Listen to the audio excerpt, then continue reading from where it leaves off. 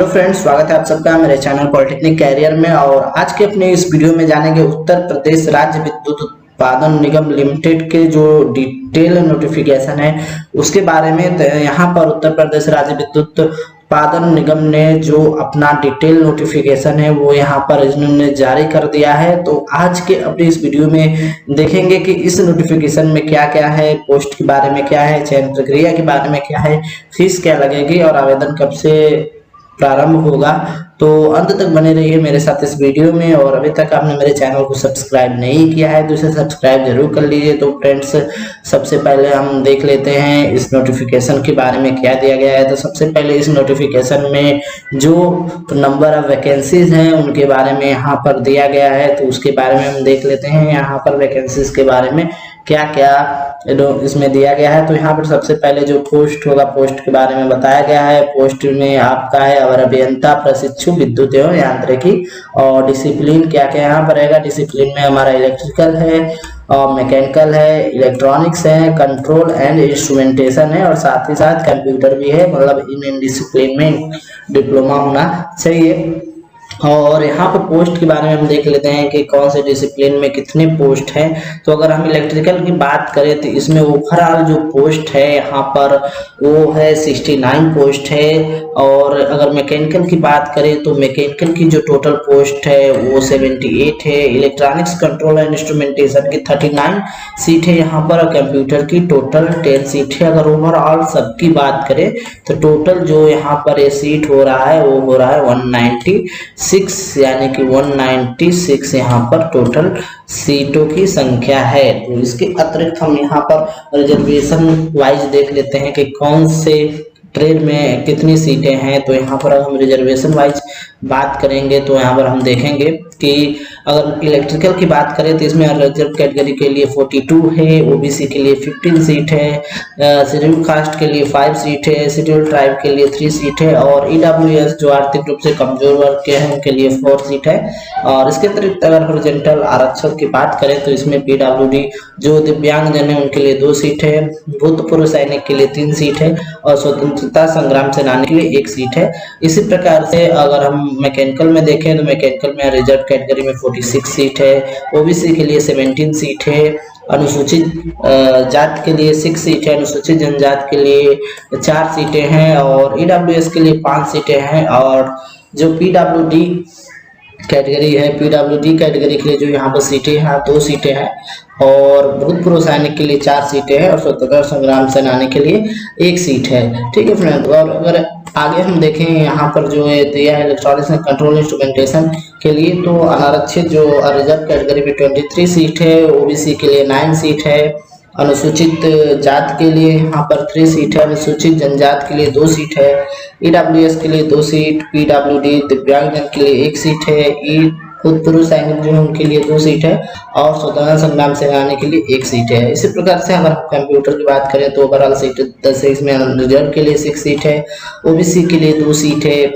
और schedule caste के लिए 1 सीट है, अनुसूचित जनजाति के लिए 0 सीट है, और ईडब्ल्यूएस आर्थिक रूप से जो कमजोर है 1 सीट है, और बाकी दिव्यांग जन सैनिक और स्वतंत्रता संग्राम सेनानी के लिए 1 भी सीट नहीं, 0 सीटें हैं। तो ये रही सीटों के बारे में। नीचे में कुछ नोट्स लिखे हुए हैं, इसको भी देख लेते हैं कि इसमें क्या बोला गया है।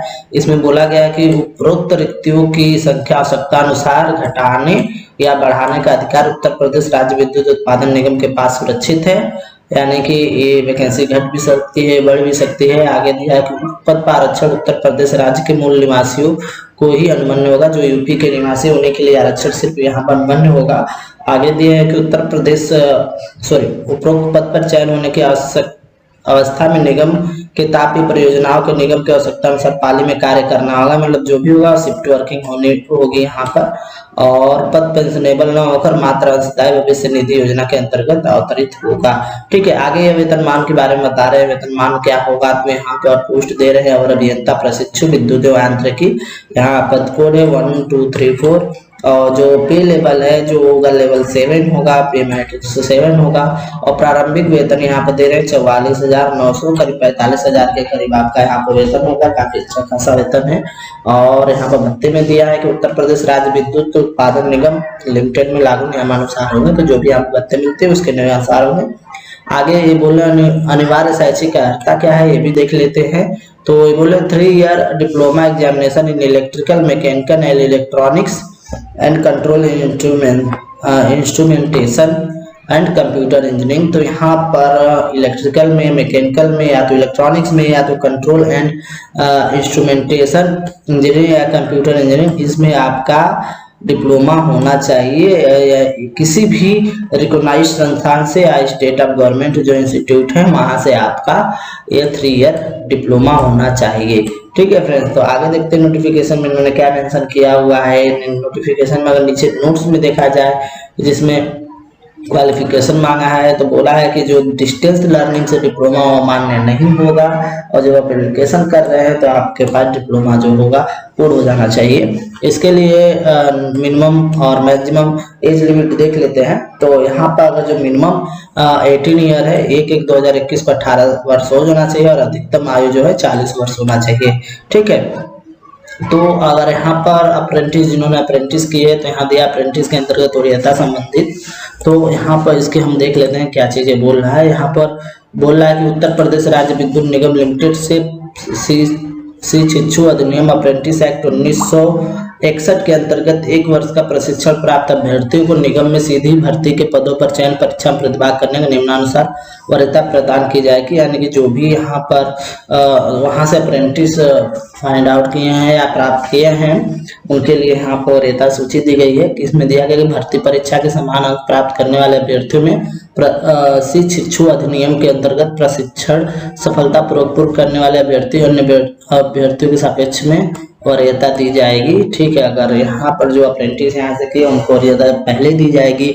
भर्ती परीक्षा में समान अंक प्राप्त करने वाले अभ्यर्थियों में शिक्षु अधिनियम के अंतर्गत पहले प्रशिक्षण पूर्ण करने वाले अभ्यर्थी को वरीयता दी जाएगी। भर्ती परीक्षा में समान अंक प्राप्त करने एवं एक ही प्रशिक्षण पूर्व किए अभ्यर्थी को उनके अभ्यर्थी को वरीयता दी जाएगी। ठीक है, इसके अलावा आयु में छूट के बारे में दिया गया है, और यहाँ पर आरक्षण के बारे में दिया गया है। नोटिफिकेशन में आवेदन शुल्क के बारे में देख लेते हैं कि आवेदन शुल्क क्या क्या होने वाला है।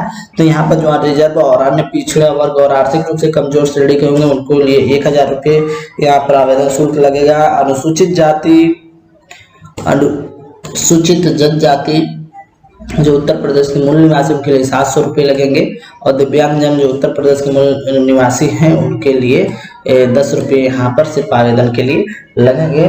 तो यहाँ पर आप ऑनलाइन आवेदन किया जा सकता है जब आवेदन इसके लिए स्टार्ट हो जाएगा। और यहाँ पर जो क्या होगा, चयन प्रक्रिया क्या होगी, वहाँ पर CBT बेस्ड यहाँ पर चयन प्रक्रिया होनी है। तो यहाँ पर हम देख लेते हैं कि और क्या क्या चीजें नोटिफिकेशन में दी हुई हैं। तो चयन